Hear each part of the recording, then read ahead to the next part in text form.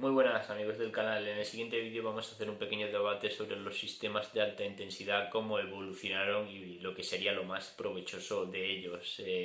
Hay tres etapas clave en lo que es la evolución de los sistemas de alta intensidad, que sería de los años 70 al 80, que básicamente estaría popularizado por rutinas de 3 días a la semana del cuerpo completo, y el descanso entre series el mínimo posible. Básicamente echas a correr de una máquina a la otra, corriendo.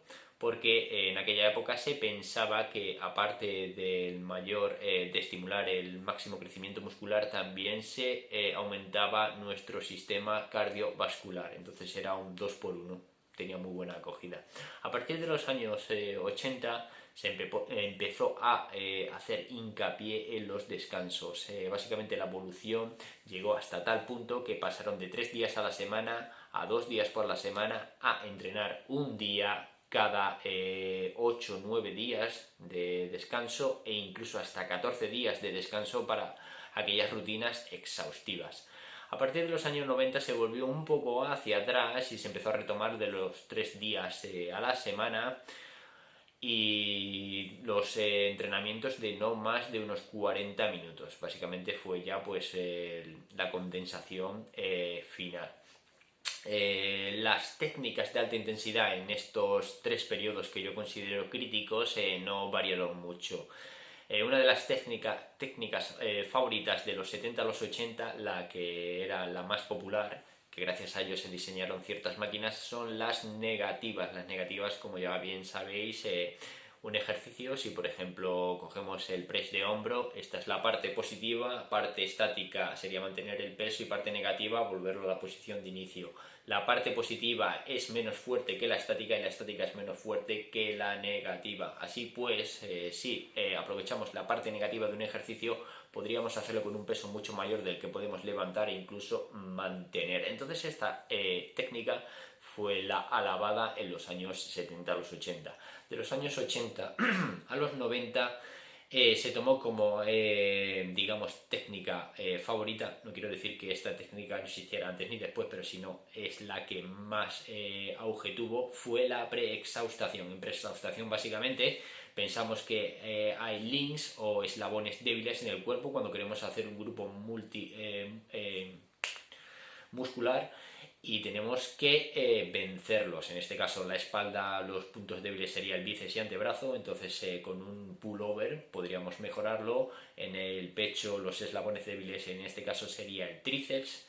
En las piernas podríamos mejorar con los cuádriceps, empezando con extensiones antes que sentadillas. Entonces esta técnica fue la favorita en los años, como he dicho, 80 a los 90. En los años 90 se popularizó la estática. Se llegaba a mantener incluso hasta 15 segundos en una sola serie de una única repetición. Esto fue en el periodo de los años 90 al 95 con el señor Dorian Yates, y del 95 en adelante básicamente empezó ya a hacer negativas a saco y fue un poco lo que le dieron esos problemas musculares o roturas o lesiones. Pero como bien él dice, el sistema de entrenamiento era seguro. Lo que no fue seguro fue que justo antes de la competición, cuando su cuerpo no se encontraba en su mejor estado, digamos que estaba súper definido, hiciese semejante entrenamiento. Entonces hay que no bajar la intensidad, ya que la intensidad siempre tiene que ser al máximo, pero tener en cuenta que ciertas técnicas requieren más recursos del cuerpo. Las negativas nunca van a requerir, la preexhaustación nunca va a requerir tanto esfuerzo, tanto psicológico como físico, como una negativa. Y lo que sería un drop set, o básicamente quitarle peso a la barra, tampoco equivaldría a lo que sería un rest pause o un pausa descanso. Entonces hay que tener en cuenta que diferentes técnicas requieren pues cómo nos encontramos físicamente, lo cual me lleva al siguiente punto más importante, que es el sobreentrenamiento, ya que está definido de diferentes maneras. Básicamente un sobreentrenamiento, según el diccionario, sería dar menos de lo que sería el óptimo. Como bien sabéis, la atención tiene una curva que sería, si por ejemplo quiero prestar atención a alguien, me está explicando algo, llegará un momento en el que la atención es sostenida, empezaría a incrementar, incrementar, incrementar, y llegaría un momento en el cual la curva llegaría a su tope y empezaría a bajar. Básicamente esta parte final de la curva en la cual empezamos a decrecer en calidad, intensidad o lo que queramos sería lo que sería el sobreentrenamiento. Entonces debemos mantenernos en ese espacio, lo cual es bastante interesante ya que es bastante subjetivo. Digo subjetivo, ya que evidentemente desde un punto de vista objetivo se podría ver las pulsaciones están elevadas, el descanso no es el mismo, etcétera. Es decir, alguien lo podría registrar, pero subjetivo quiero decir que solo nosotros estamos dentro de nosotros mismos para saber lo que está pasando en nuestra mente. Y es ahí donde quiero recalcar los aspectos psicológicos que creo que son muy importantes a la hora de validar lo que es un sobreentrenamiento.